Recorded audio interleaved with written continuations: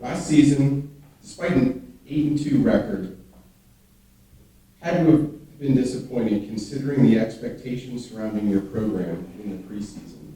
How can you improve upon that to avoid another letdown in 2016?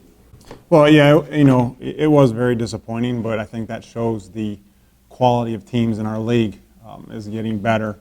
I don't think our team got better last year. That's number one, and I think we took care of that a little bit with hiring a new strength coach, a kid that played for me, Ian Hennessy, was on our 2012 championship team from Pine Richland.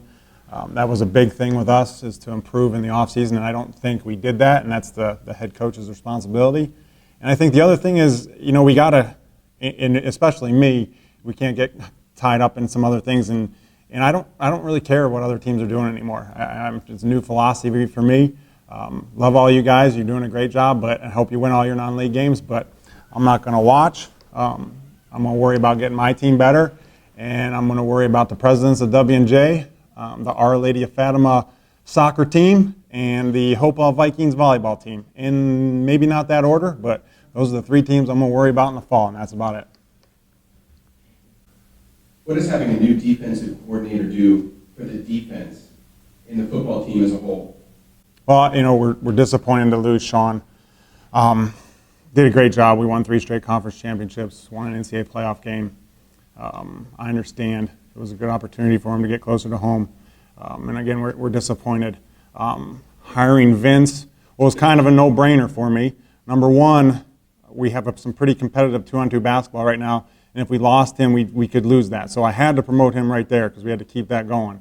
Number two is his recruiting. I am taking a chance on a younger coordinator. When I talked to him that the position was open, the first thing I said to him was like, I don't know, you might be a little too young. And he looked me square in the eye and said, well, how old were you when you took over as the coordinator at W&J, which was, 2 years younger than him. So it was kind of a no-brainer. It gives us a chance to do some different things. Will I be more involved on the defensive side of the football? Yes, but I won't give up my coordinating titles on offense either. So it's a good challenge for Vince. I think he's up to the challenge. We don't have that many freshmen coming in. We have, I think, 50-something, but he probably recruited half of those kids. So in terms of that, I almost had to keep him because I couldn't lose someone of that nature recruiting-wise. What does a player like your representative today, D3Football.com preseason All-American Pete Coughlin, mean to your program, and where do you feel he ranks among some of the great quarterbacks you've coached at W&J? Well, Pete's a great kid, first of all, from a great family with 2 terrific parents, and proud to have him on our football team. My 8-year-old, that's her favorite player. Her favorite player is Pete, and reason being is she can look him in the eye. So she likes when she doesn't have to. I think we were watching Clemson. That Clemson Alabama game's been on TV like 10 times this summer. And we were watching it one day, and the Clemson quarterback was doing something. She was sitting watching the game with me. She's like, Pete's better than that kid. I'm like, I don't know about that. But first of all, he's a great kid. He does some great stuff in the community.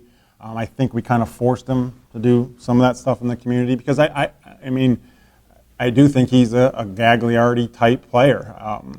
I know Case's quarterback is good too, and I don't expect Greg to say anything less, but I think that Pete's the best player in our league. Pete gives us a chance to beat anyone in our league. Now, anyone can beat us, okay, but he gives us a chance to beat anyone in our league because of what he can do with his feet. I remember against Geneva, we were struggling in the first half, and we drew up a play at halftime, and we were running some type of play-action sprint out to the right while our right guard got beat. The 3 technique beat him. He pulled up, undercut the DN, rolled to his left, and threw a 70-yard touchdown pass the other way. Sorry, Gino.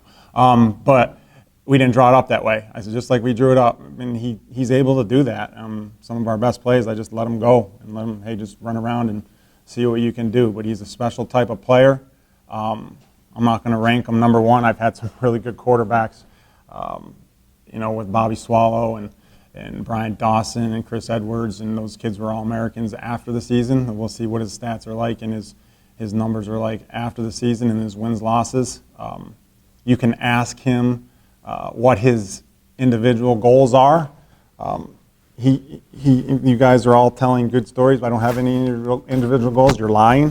He'll have some individual goals. I think he wants to, I would hope, duplicate what he did the last 6 games of the season, the whole season next year. I mean, that 79% in the last 6 games of the season is pretty impressive.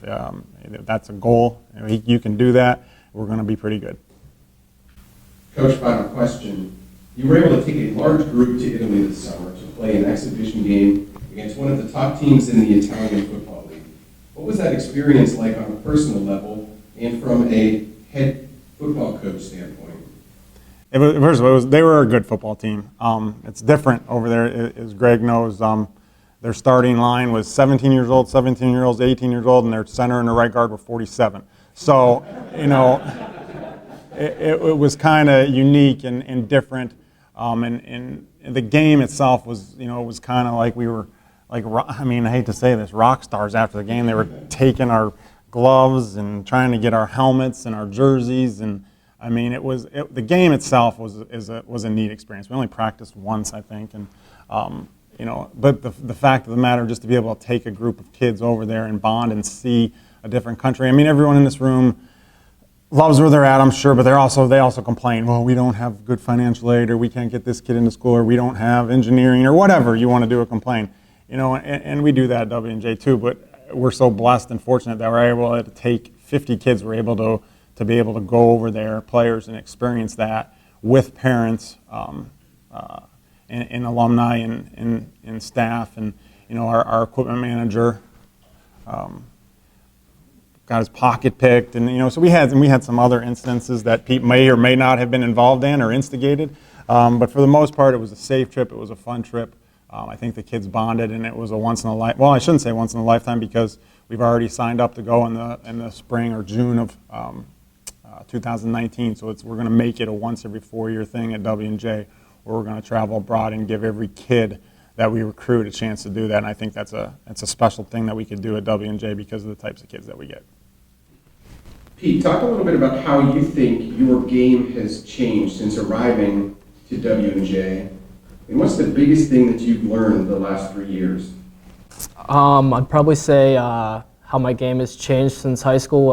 I've become more of a primary passer, I would say. I still do things like to try to get outside of the pocket, but primarily I'm looking downfield to let my receivers make some plays, try to limit hits, which coach always tells me to get away from hits. And then what was the second part? Biggest thing you've learned over your first 3 years? Probably just reading defenses, knowing where I want to go with the ball even before the ball is snapped. That's probably the biggest thing I've learned.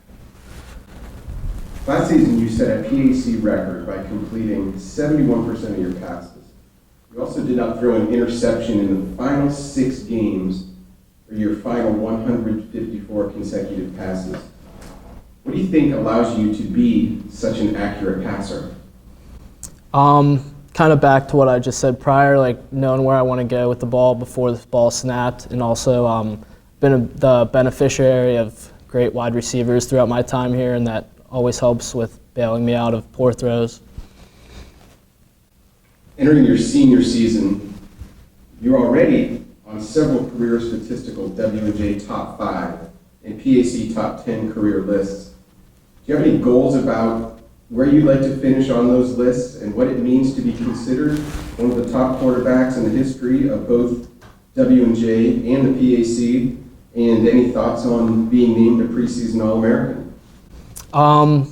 It would be cool to be at the top of those lists, obviously, but I'd have to have a pretty great year, so we'll see how that goes. But I just want to take it one game at a time and help us get back to the playoffs as opposed to trying to shoot for breaking records. It's pretty honoring to be named preseason All-American with how many great quarterbacks and great players there are in the rest of the country. And it's preseason for a reason, so I have to go out there and take it one game at a time. Coach Pete, thank you. W&J will get its season underway on September 3rd at home against the College of Worcester.